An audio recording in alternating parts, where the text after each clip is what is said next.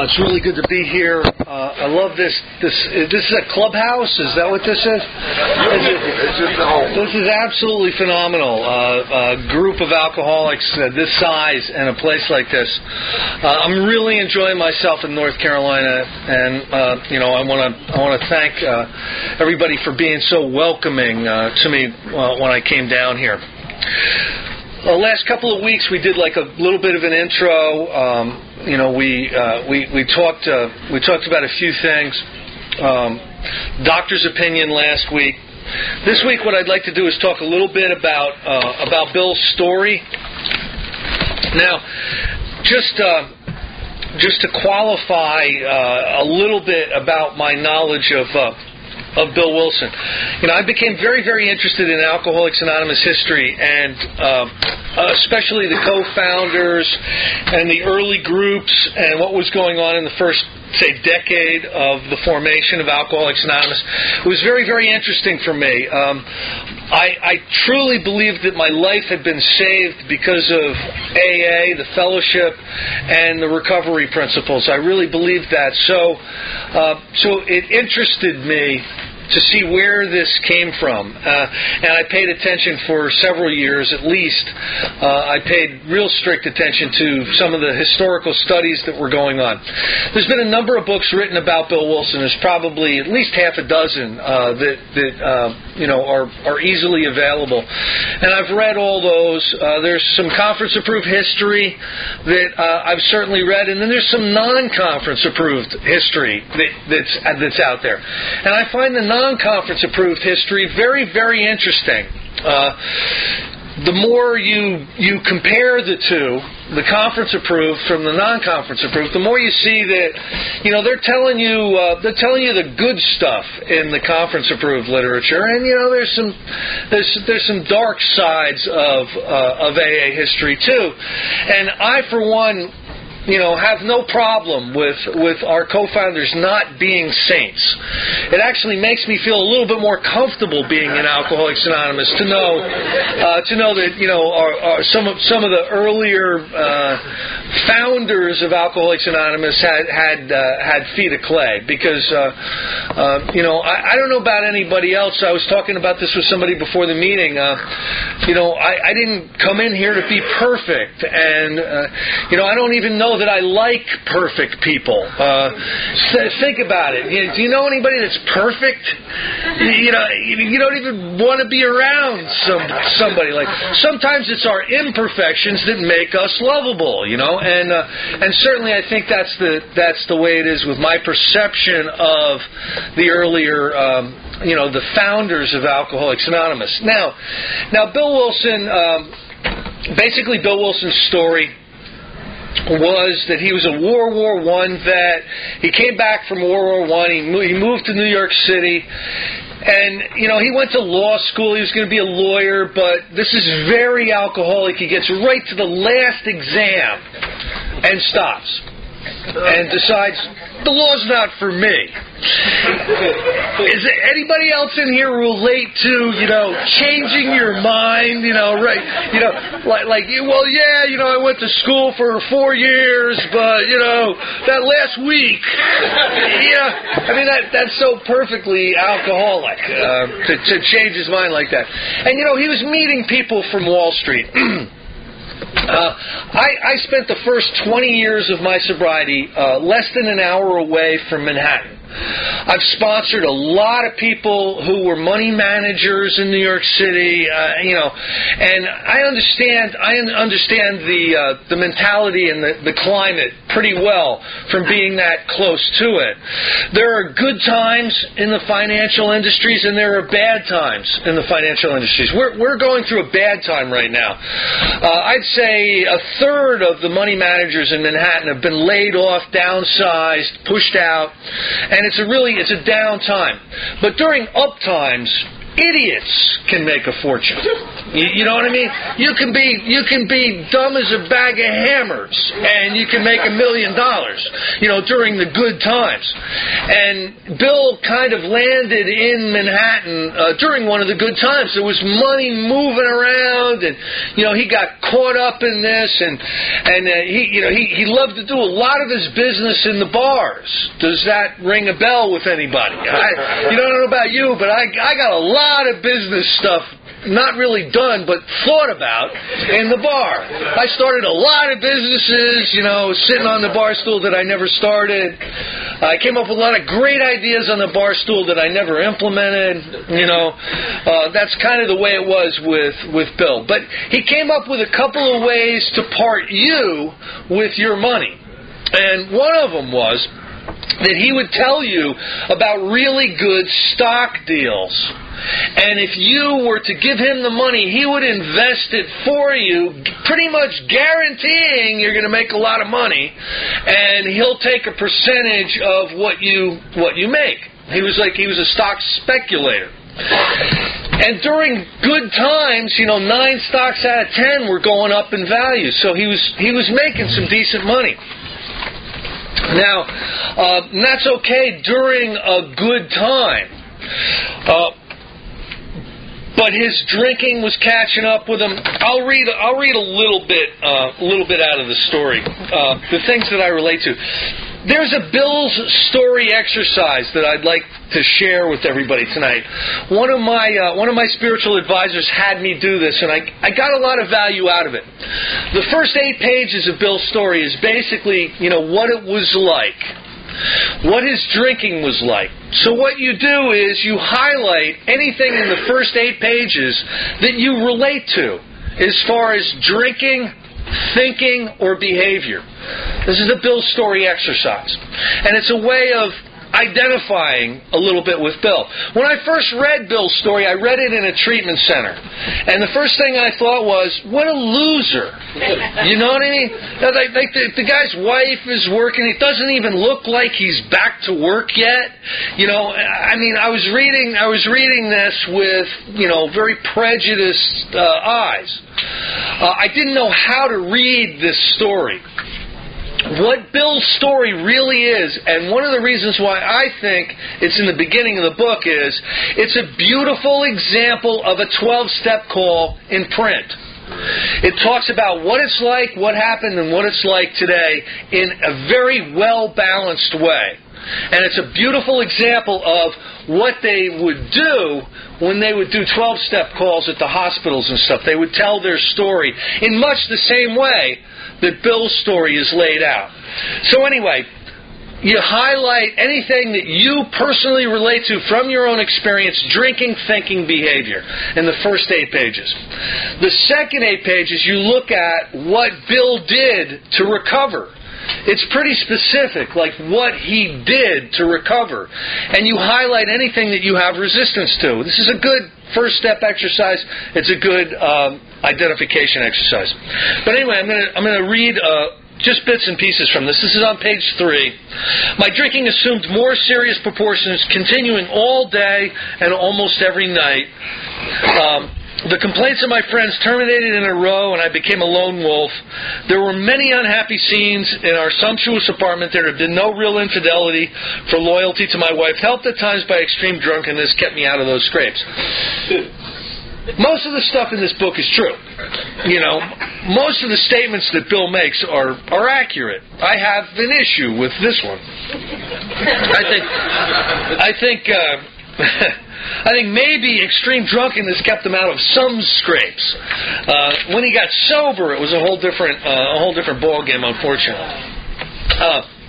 Liquor ceased to be a luxury; it became a necessity. Bathtub gin, 2 bottles a day, and often 3 got to be routine. Does anybody know what bathtub gin is? It's basically grain alcohol with distilled water and. What the heck did they put in it? God, I forget. It's like pine needles. Pine salt.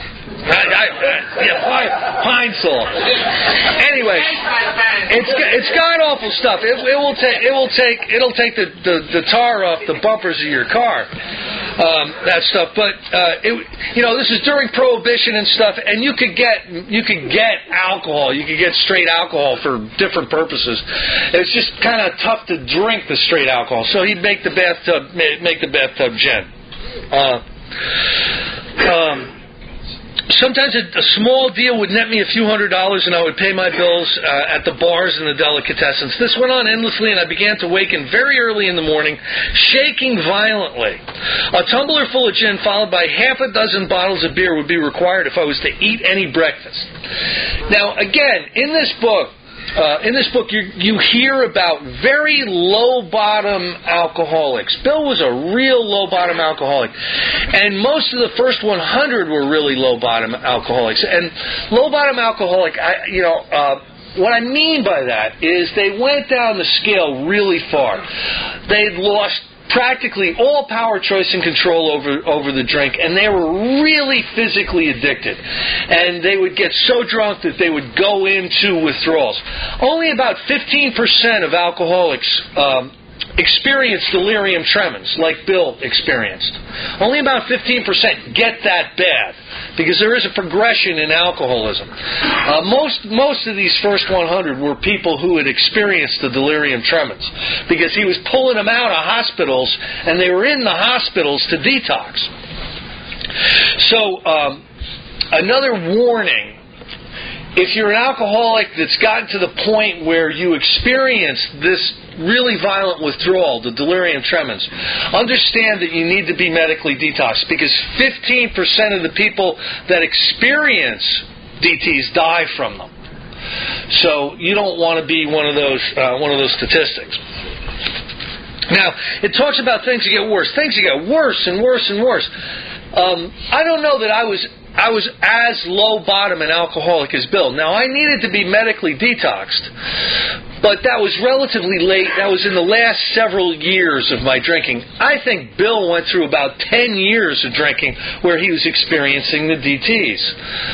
That's a horrific on one's physical condition. Now, it says here, I woke up. This had to be stopped. I saw I could not take so much as one drink. I was through forever. This happened to Bill all the time. He was through forever. He saw that the first drink would get him drunk. Okay? That slogan, that advice, that wisdom teaching that you hear in the rooms of Alcoholics Anonymous is very, very true, but it is not a defense against getting drunk. Knowing that you shouldn't get drunk is not a defense against getting drunk. Knowing that the first drink will get you drunk is not a defense against taking that first drink and getting drunk. Unfortunately, it's one of the most misunderstood parts of alcoholism. So many people think we're making a conscious choice to get drunk one more time. We even think it. But it's not true. Okay? It's an obsession. An obsession is a thought that overrides all other thoughts. It goes to the front of the line, and there's nothing we can really say about it until we have what's known as a spiritual awakening, a personality change sufficient to overcome alcoholism, that complete rearrangement of ideas, thoughts, and attitudes that they talk about in this book.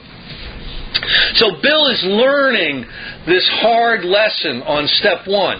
He is deciding not to drink. He's writing pledges in his Bible.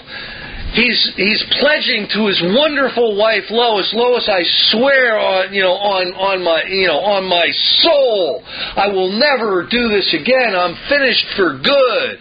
You can see his Bible if you go up to Stepping Stones or the Wilson House. You'll see a copy of the Bible with these promises in there, but they never were promises that he could keep.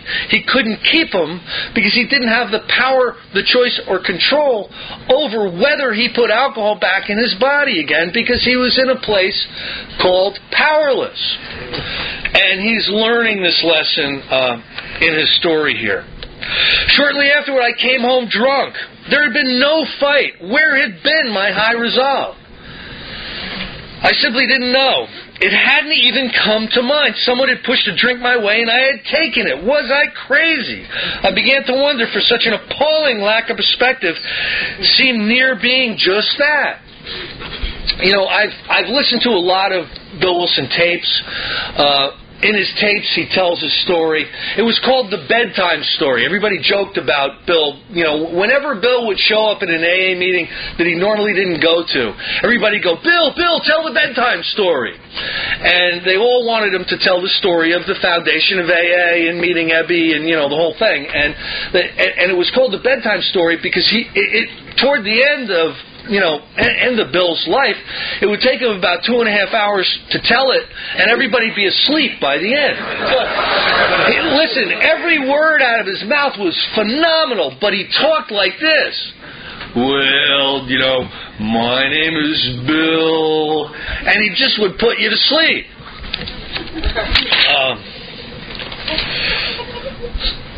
Here we go. The remorse, horror, and hopelessness of the next morning are unforgettable. This is one of the last drunks. The courage to do battle was not there. My brain raced uncontrollably, and there was a terrible sense of impending calamity. Anybody ever have that sense of impending calamity? It's usually because calamity is impending. If you drank anything like me. I hardly dared cross the street lest I collapse and be run down by an early morning truck, for it was scarcely... He was afraid to cross the street. He was in such delirium. An all-night place supplied me with a dozen glasses of ale. My reading nerves were stilled at last. And then he talks about how the stock market crashed. Okay, he's in the middle of the stock market.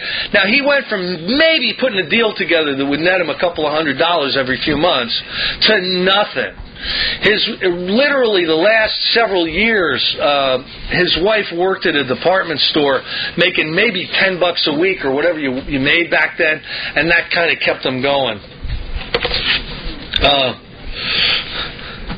All right, he's going in and out of Towns Hospital, and he's learning some stuff. He's getting involved with hydrotherapy and mild exercise and belladonna treatments and all this stuff in Towns Hospital. But he's learning some things from Dr. Silkworth.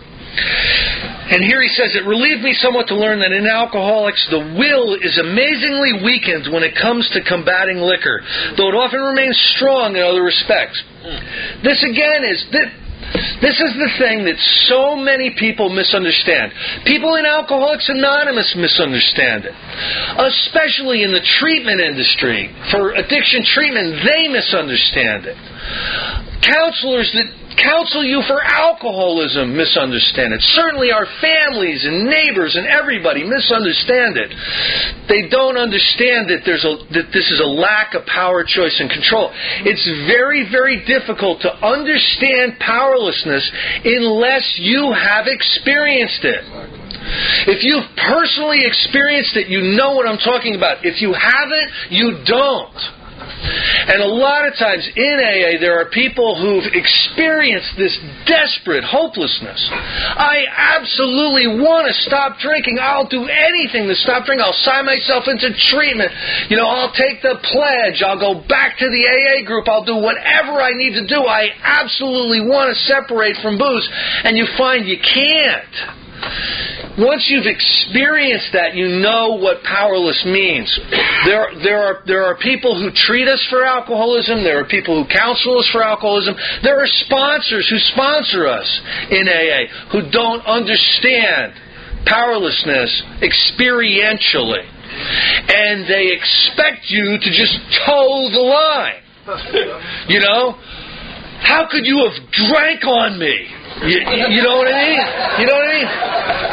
How could you have not? I work with a lot of treatment centers. It's one of the things that I do for a living. And I remember sending somebody to this treatment center, and the individual drank while in treatment and got thrown out. Now think about this. Okay, think about this for a minute. I'm sending somebody who is powerless over alcohol to a treatment center that's going to charge them $15,000 a month to treat their alcoholism. And because they manifest the exact symptom I'm asking this treatment center to treat them for, they get thrown out. Think about that. If you were going to a cancer, you're going to cancer treatment, and your cancer flared back up, what do you think you'd do if they said, oh, your cancer's back, you're going to mess with our numbers, you got to go. You know what I mean? So I got back a hold with this treatment center. I go, what the hell is the matter with you? You want me to send you people that are well? You know what I mean? Is that what you want? You want me to send you alcoholics that aren't drinking anymore? I thought you were going to treat this guy. And they didn't understand what I was saying. But he drank. Of course he drank. He's an alcoholic. Maybe I'll just send you, disco drunks from now on. You know what I mean? God. My incredible behavior in the face of a desperate desire to stop was explained. Understanding myself now, I fared forth in high hope. Okay, it was now explained to him that he's got his willpower doesn't work really well with alcohol. So now, like a lot of newcomers or a lot of people that you sponsor early on, they're like, well, thanks for the information. I got it now. I'm powerless. Okay, now that I know I'm powerless, I won't drink. That ain't how it works. Knowing is the booby prize in AA. You know what I mean? The only thing that's going to help you is a spiritual recovery process that will lead to a complete transformation in your personality and spiritual condition. So, again, knowing that the first drink will get you drunk and knowing that you're powerless over alcohol is not a defense against the next drink. And Bill finds that out. It was not, for the frightful day came when I drank once more. And then it was really, really bad. Bill basically knew that he was going to die soon. Most of the time at Towns Hospital, it says that they're loath to tell you the truth. Like, you're a hopeless alcoholic and you're gonna drink yourself to death. So, pick out a coffin, make sure that the life insurance is paid up, and good luck. That's a lot of times what you would get from Towns. So he was at that point where he could tell by the looks of the doctors that, he was one of those guys that just wasn't going to make it. Now the great thing about Bill was, he just didn't want to give up. He didn't want to give up. He was hanging on to life. He was looking. He desperately wanted to find a solution. Now. It says in here, then came the insidious insanity of the first drink on Armistice Day. Here's what happened with Bill on Armistice Day. I've heard this from his story on tape. He had been sober a while. One of the last drunks just scared the hell out of him. And like some of us, we can stay sober for a period of time. A couple of months, 6 months, sometimes a year, sometimes more. Well, he was on like a 2-month sober period where he just was so scared that he was able to stay away from booze. And he decided that there was no work, but he was going to go play golf. So he went down to the golf course and he went into a bar. He wasn't going to have a drink, and he sat in the bar and he's going to have some food or something. And he chats up the bartender, and he starts telling the bartender about his story. He goes, bartender, I'm an alcoholic. And let me tell you a little bit about my life. And he tells him a little bit about his story, about how awful it was, about how he would go through these horrific detoxes, about the suffering and the pain that he would go through, and how he couldn't get away, couldn't separate from this alcohol, and how it just tore him to hell. And he was explaining the times that he's been in treatment and all this, and how horrible it is. And the bartender's like looking at him like, whoa, that's really bad. And then Bill goes, double bourbon.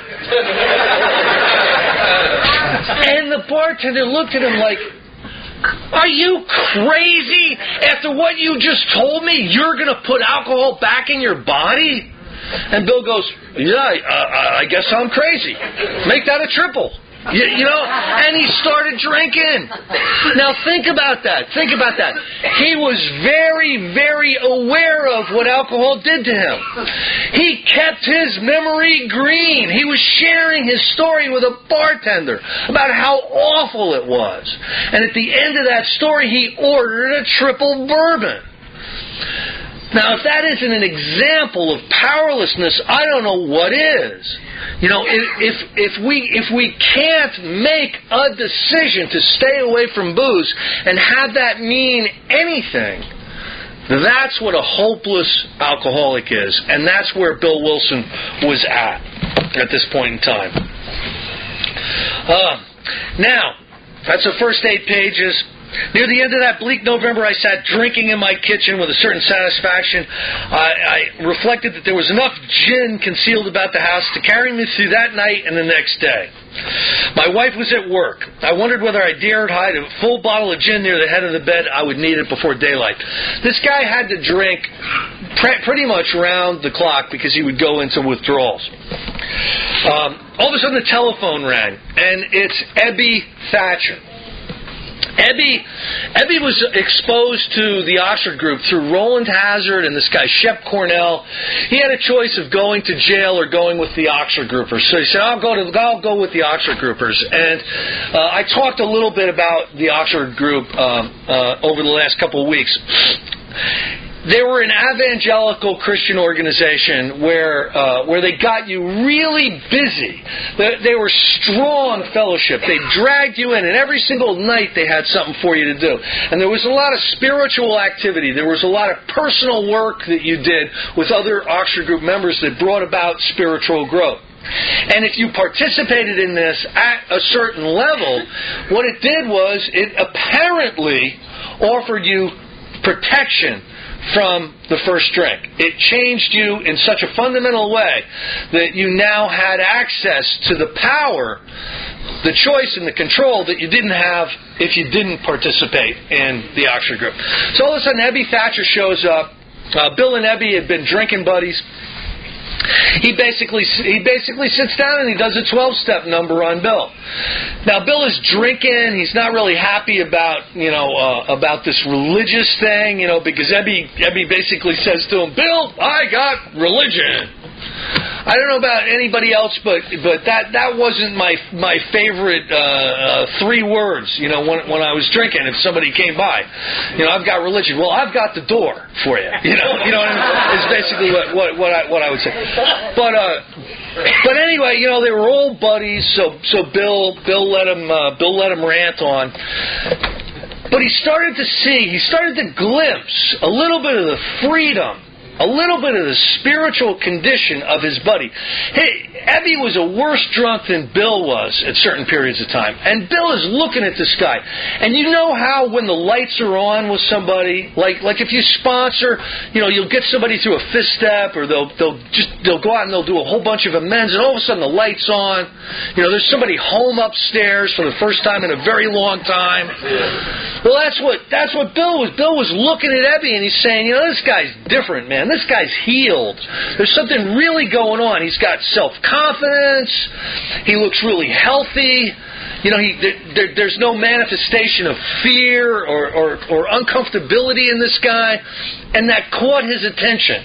That made him wonder what the heck was going on.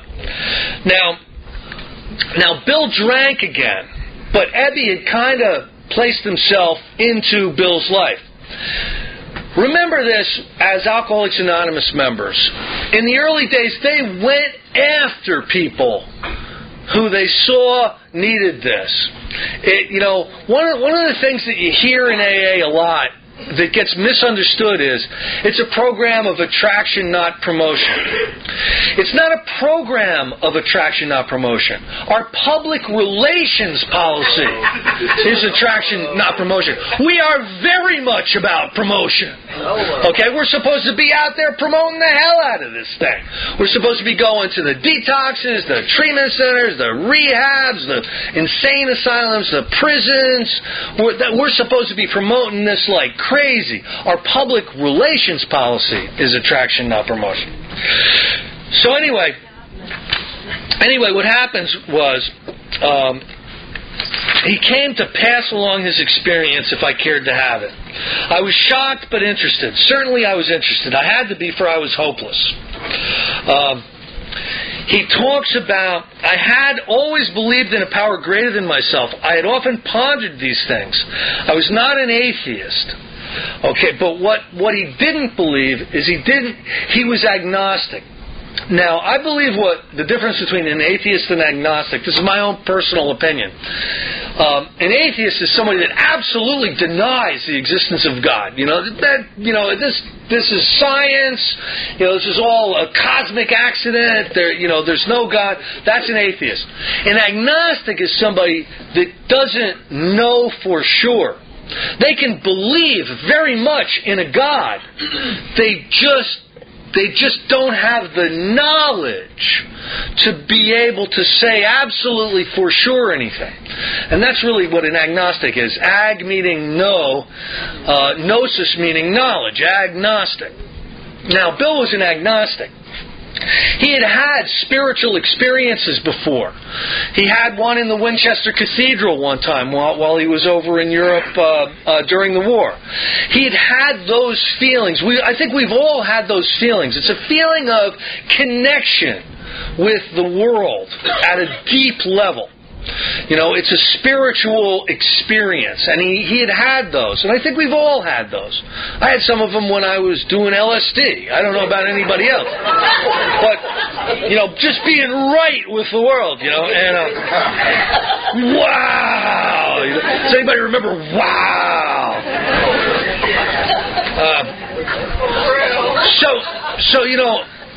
So he wasn't an atheist. He didn't take absolutely for granted what the religious people were saying. He couldn't buy into that. He couldn't buy into any of the party line. But he knew that something was going on. Now,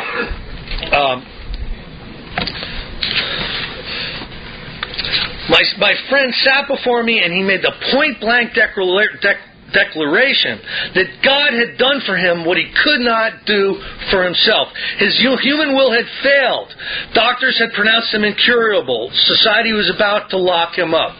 Now, Bill understood that at a deep level. Bill understood that lack of power, choice, and control. And he knew Ebby was an alcoholic too. Now, Ebby had found something. He had found power, choice, and control, and he had found it somehow. That's what got Bill's attention. That's what allowed Bill to say, I think I want this thing. Tell me a little bit more. And as 12-steppers, that's what we need to do too when we're talking with alcoholics, when we're trying to draw alcoholics in to the Alcoholics Anonymous process. What we want to do is we want to identify with them so that they know we have felt and been where they are. And we're not there anymore. That's the best message that we can have as 12-steppers. And that's what Ebby did with Bill. Had this power originated in him? Obviously it had not. There had been no more power in him than there was in me at that minute, and that was none at all. I saw that my friend was much more than inwardly reorganized. He was on a different footing. His roots grasped new soil. Now, still Bill had a little bit of resistance. You understand that alcoholic resistance? I mean, how many years did we suffer pretty much because of our resistance to this thing? Nobody goes, hey, here's the number for AA in the phone book. I think I'll go in and, do my best in there. I mean, that's just not what happens. We come in here fussing and pushing and fighting and arguing. We're really not happy to be here. That's really what happens with us. So Bill is still a little bit, this God thing. I understand the power. I understand there's some power. You have some power. But this God thing. And Ebby got mad. Now, there's two stories. There's Bill's story, and you got to remember he's drinking bathtub gin, so he may not be remembering this really well. And then there's Ebby's story, and I've heard Ebby's story. There's tapes of Ebby telling this story, and he tells a different story. He tells a story that he got pissed off at Bill and started yelling at him. Okay. You've got all these problems with God. Why don't you just make up your own conception of God? Make God into whatever the hell you want it to be. And that's basically what he did. And that opened the door for Bill to be able to accept a spiritual recovery process. Now, it talks in this book about what's definitely going to defeat us. What'll defeat us is belligerent denial. What'll defeat us is unreasoning prejudice. What'll defeat us is an absolute refusal to have an open mind on spiritual matters. That will defeat us in Alcoholics Anonymous if we're an alcoholic. So there needs to be an open mind on these. What opened Bill's mind was the conception that he could make up his own conception of God. That statement hit me hard. It melted the icy intellectual mountain in whose shadow I had lived and shivered many years. I stood in the sunlight at last. It was only a matter of being willing to believe in a power greater than myself. Nothing more was required to make my beginning. And that's the way it is with us too. I really believe that. We just need to be willing. I saw that growth could start from that point. Upon a foundation of complete willingness, I might build what I saw in my friend. Thus I was convinced that God is concerned with us humans when we want Him enough. Now, I'm absolutely convinced. I've had spiritual teachers who have ripped away every vestige of me thinking I've done this myself. You know, if I'm going up to get a shift and somebody yells out, "How'd you do it?" My first thought is, I didn't. You know what I mean? Without the power of God, I would not be standing here sober. However, we need to cooperate. We need to participate in our own recovery, because there's certain things God will do, but there's certain things that we have to turn our self-will over. The story I like to tell about self-will is this. It goes back to Adam and Eve in the Garden of Eden. Adam and Eve are running around, they're partying it up, there's food everywhere, they're running around naked, they're having an absolute blast, okay? And God just tells them, look, I just got one rule for you. There's a tree over there, a tree of self-knowledge, a tree of self-centeredness. And I don't want you to go near there, because that's just going to blow your whole worldview up. And that's just going to be a really bad thing. So, I want you to enjoy paradise, so stay away from that tree. What happens? Maybe Adam was an alcoholic. Who knows?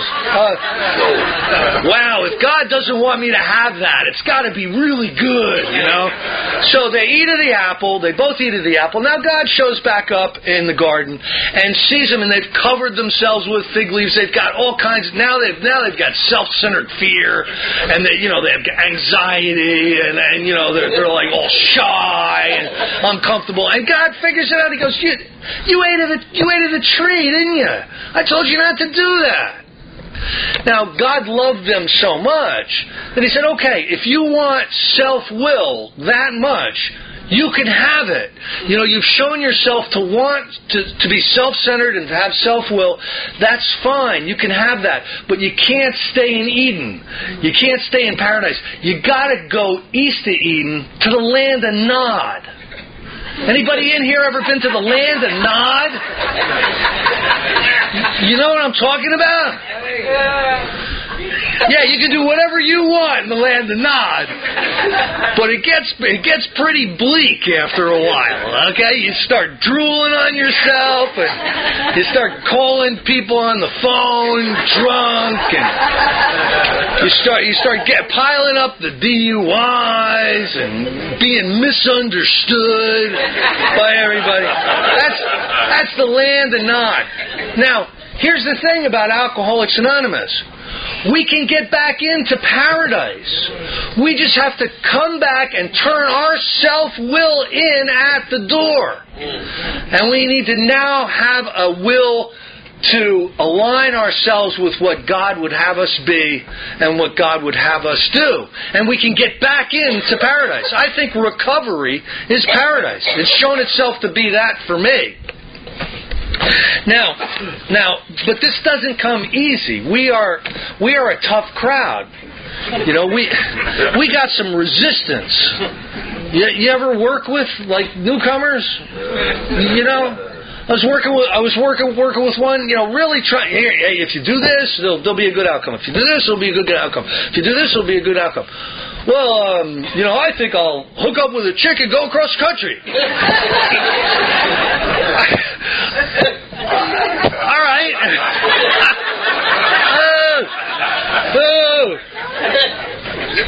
Okay. Let me know how that works for you. How long are you sober? 84 days. Okay. Maybe she's the one that really understands you. Maybe she's Mrs. Right. Maybe she's God's will for you. You know, maybe she's got relapse tattooed on her forehead. What's the matter with you? Anyway.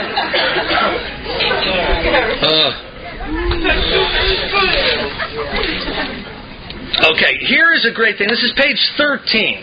And I want to go over this because it's so important. And we miss this when we go over this. It's so important. At the hospital, I was separated from alcohol for the last time. Treatment seemed wise, for I showed signs of delirium tremens. This is when they start shoving belladonna down his throat and some other psychoactive ingredients that helped with detox. Nowadays, you get Librium, you get Ativan, and you get some decent, detox medication. Back then, all they had was belladonna, which is like a weed that you get like in the backyard that's like poisonous. So, it was really a tough detox.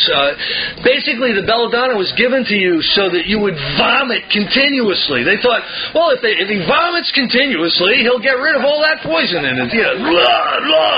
So for about 3 days, retching and vomiting. So you got to take in context what's going on, where he was at. In treatment, Ebby came back and visited him. It says here, there I humbly offered myself to God as I then understood Him to do with me as He would. I placed myself unreservedly under His care and direction. I admitted for the first time that of myself I was nothing, that without Him I was lost. I ruthlessly faced my sins and became willing to have my newfound friend take them away root and branch. I've not had a drink since. Let's look at that. That really is a great surrender. That's a great first, second, and third step, and it's also a good 6th and 7th step. When you look at it, facing your sins, facing your character defects, and being willing to have God remove them.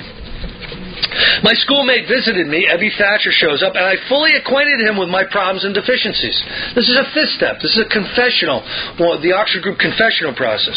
We made a list of people that I had hurt or toward whom I felt resentment. I expressed my entire willingness to approach these individuals, admitting my wrong. Never was I to be critical of them. I was to write all such matters to the utmost of my ability. This is him doing an 8-step list, preparing to, when he leaves the hospital, do a 9th step. Now, I'll tell you what, the treatment centers, most of them aren't even called treatment centers. They're called recovery centers. The places that I support really strongly, personally out there, that are taking us in for treatment of alcoholism. The places I really support are the recovery centers that really try to do a lot of this step work with you. The good ones, when you leave, you have a list or you have index cards with all of your amends, and they are going to help you through the aftercare process. Go out and actually make direct amends to the people who you've harmed. This is right after treatment or the recovery process. Those are the places I support. They have the highest outcomes of any treatment centers. Those recovery centers that get you to do that. Here's a statistic for you. 5 years after alcoholism treatment, 5% of the people are going to still be sober. 5 years after doing a 5th step, 60% of the people will still be sober. Think about that. Think about that.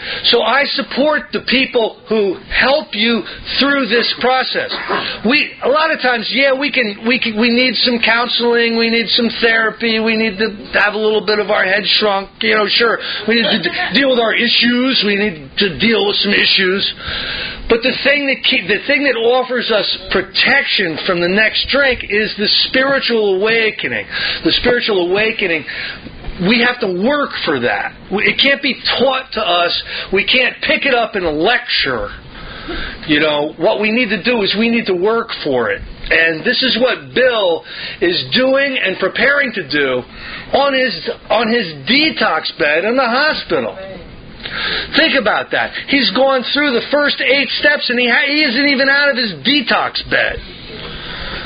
Think about that.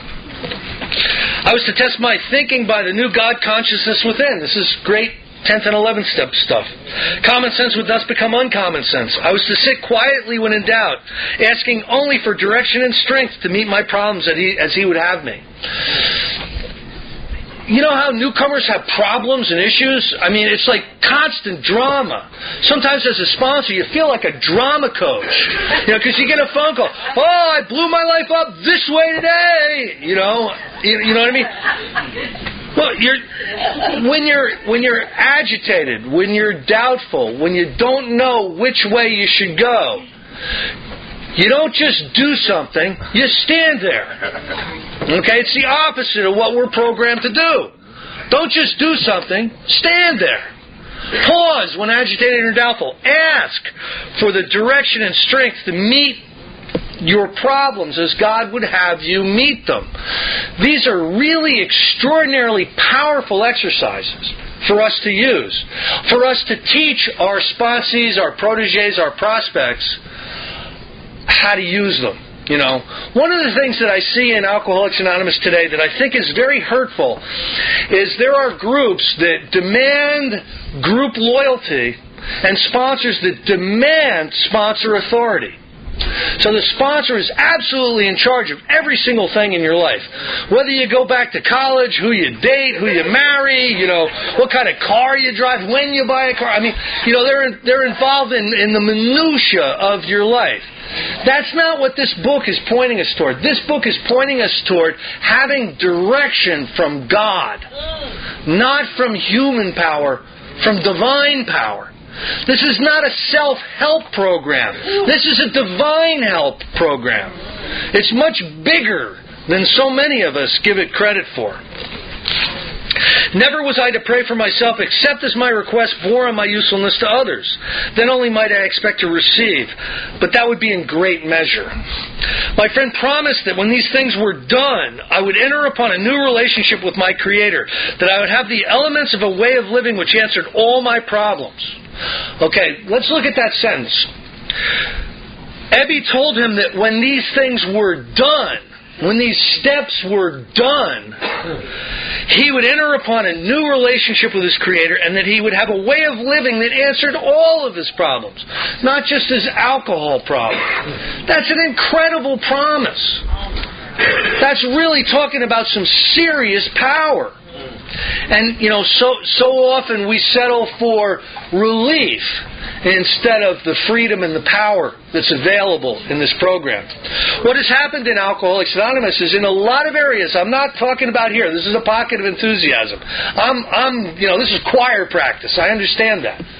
But there are places in Alcoholics Anonymous where it's become a fellowship-based sobriety. And they've gotten away from a program-based recovery. The real freedom, the real power, the real change, the real quality of life comes from a program-based recovery and not a fellowship-based sobriety. Belief in the power of God plus enough willingness, honesty, and humility to establish and maintain the new order of things were the essential requirements. Let's all remember what those simple requirements were. Simple but not easy. A price had to be paid. It meant destruction of self-centeredness. Remember I said that we're coming back to Eden and we're turning our self-will in at the door because we're tired of the land of Nod? I must turn in all thanks to the Father of light who presides over us all. These were revolutionary and drastic proposals, but the moment I fully accepted them, the effect was electric. There was a sense of victory, followed by such a peace and serenity as I had never known. There was utter confidence. I felt lifted up as though the great clean wind of the mountaintop blew through and through. I mean, the wind of the Spirit was blowing up this guy's butt. You know what I mean? This was a serious spiritual awakening for him. It happened sudden and profound. It talks about in the spiritual appendix in here, the spiritual awakening, spiritual experience can happen in a sudden and profound way, like it did with Bill, or it can happen slowly through the educational variety. Slowly through the educational variety is usually that happens to most of us because we slowly, integrate these spiritual exercises into our life. We don't want to jump into anything that's going to heal us too quick, Well, I got to get my head out of my butt before I do those steps,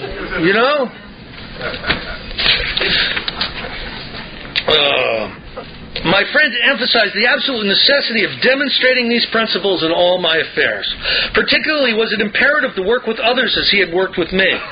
Faith without works was dead, he said, and how appallingly true for the alcoholic. Listen to this sentence, okay? Anybody in here ever heard, it's a selfish program? I gotta be selfish. Sign me up! It's a selfish program. Sign me up! Listen to this sentence. For if an alcoholic failed to perfect and enlarge his spiritual life through work and self-sacrifice for others, he could not survive the certain trials and low spots ahead. All right. If we don't put the welfare of others ahead of ourselves at certain times in our life, if we don't develop an attitude of charity, an attitude of service, a service ethic, trying to help out people who are a little bit less off than us. If we don't develop that, we are not going to make it through the trials and the low spots ahead. There's an article that was just written in the Wired magazine, and that's been going around through emails. Anybody here read it? Google it. It's a pretty good article. Anyway, it talks about the success rates in the Fellowship of Alcoholics Anonymous. They're terrible. They're terrible. 80% of the people that walk through the door of AA aren't here a year later. I mean, that's a terrible success rate. And it really does reflect on us. Now, there's a lot of reason for that. A lot of non-alcoholics come through. A lot of people who still have some power, choice, and control, and they find that just with a little encouragement, with a little self-knowledge, they can not drink, and they don't really need all these meetings and all this intensity. That's fine. There are a lot of those people, and they cycle through. But the alcoholics who come in here and relapse, you ask them, did you work and did you self-sacrifice for others while you were trying to get sober? No. They told me it was a selfish program. I never did nothing for nobody. Well, you're not supposed to stay sober then. You're supposed to get drunk. There's a lot of things that if you don't do, you're supposed to get drunk. Another thing you hear all the time is that, there's no musts in AA. There's a ton of musts. If you want to recover, there's a lot of musts. And if you don't do the musts, your chances are less than average. What is less than average? That's less than 50%. And that's what I've seen. That's what I've seen true. If he did not work, he would surely drink again. If he drank, he would surely die. Then faith would be dead indeed. With us, it is just like that. An alcoholic in his cups is an unlovely creature. Our struggles with them are variously strenuous, comic, and tragic. One poor chap committed suicide in my home. Bill Wilson, Bill learned a lot of lessons about how to 12-step. He didn't immediately know exactly how to do this. He made a huge amount of mistakes. He was pulling people off of bar stools who didn't even want to quit drinking. Has anybody ever done that? I mean, when I first got into AA and I got evangelical, I went back after a bunch of my drinking buddies and, you should try AA. It's really great. There's cookies and coffee. We don't drink, and we hold hands and say the Lord's Prayer.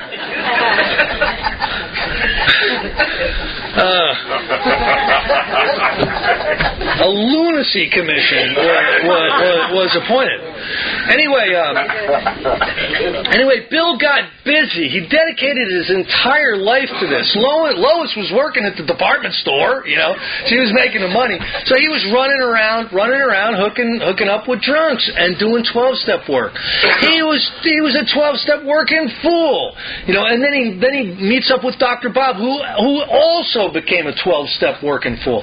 Dr. Bob, a conservative estimate on how many people he took through the steps, either at the hospital, at his office, or at his house, is about 5,000 people. Okay, he only lived 15 years into AA. So do the math. How many times does 5,000 go into 365 times 15? It'll figure out that he was taking about 3 people through the steps every day. Dr. Bob didn't fool around. He brought you into his office and he said, "Kid, do you believe in God? Well, get out on your knees." And he'd get you down and, now, turn your will and your life over to God. And I turn my will. That's not good enough. Let me hear it again. And he would push you through the steps in an afternoon. There's a story in here of a guy he did that to. I forget which story it is, but it's in the first series of stories, and he goes through the whole thing, exactly what Dr. Bob did with him. There was a guy, this wonderful drunk, Clarence Snyder, who was such a character. He's the individual who started the Cleveland group, AA group number 3, and he was a very charismatic, very high-power individual, and he actually turned the Cleveland AA group into the biggest AA group in a very short period of time, just because he was just a powerful individual. And he was sent from New York to Dr. Bob in Akron, Ohio, to be cured of alcoholism. Somebody had heard that Dr. Bob was curing alcoholics, so they gave Clarence Snyder a one-way ticket to Dr. Bob. And as he's walking up to Dr. Bob's office, he sees the sign, Dr. Robert Holbrook Smith, proctologist. Okay? He goes, "Well, that's something I haven't tried yet." And he tells the story. He tells the story of going in and having Dr. Bob brutalize him through the steps, and then immediately get him working with others. There were some periods of time in AA where there was huge growth spurts. Publication of certain articles all of a sudden exposed the world to this Alcoholics Anonymous thing. The Saturday Evening Post article, the Liberty Magazine article. And what happened was, all of a sudden AA gets this really positive PR. And there were groups with like 10 people who got hundreds of phone calls of people who wanted to be new members. So what would happen is there would be 10 people in a group and they would have to take 200 people through the steps. And they started to learn how to do it. That's where some beginners meetings started to become developed. That's where some structure to taking people through the steps started to happen in early Alcoholics Anonymous. Make no mistake about it. In early AA, it was a program with a support fellowship. It was not a fellowship with maybe a support program. Here's what it would look like in the first decade of AA. There would be a meeting, say on Monday night, where all the alcoholics would get together. And they would strategize about where they were going to go to find prospects. And what they would do is they would strategize. And some people would go to the hospital on Monday. Some people would go to the insane asylum on Monday. On Tuesday, some people would go to the prisons. Some people would go to some doctors and some clinics. All through the week they would go and they would get prospects. They would get prospects to take through the steps. Over the weekend, they'd take them through the steps. And then Monday night, we'd meet with them, and the people who had gone through the steps are strategizing about where they're going to go to look for new members for Alcoholics Anonymous. It was a very powerful, very intense process. It's not how we do it today. And there's some wisdom. There's some wisdom in taking a little bit of time. But that's how there was a sense of urgency back in those days about getting through the steps and getting to the place where you were helping other alcoholics, because they were absolutely convinced that their sobriety was 100% contingent on how much work with other alcoholics they were going to be doing. And it showed, because the people that backed off, the people that said, I've been doing a lot of work lately, I really got to get some balance back in my life, those are the people who ended up relapsing. So, anyway, that's all for tonight. Next week, we're going to really start getting into it. We're going to start getting into the chapters on step 1. That's a lot of fun. I have a lot of fun with those chapters. So I hope I'll see you all back here next week.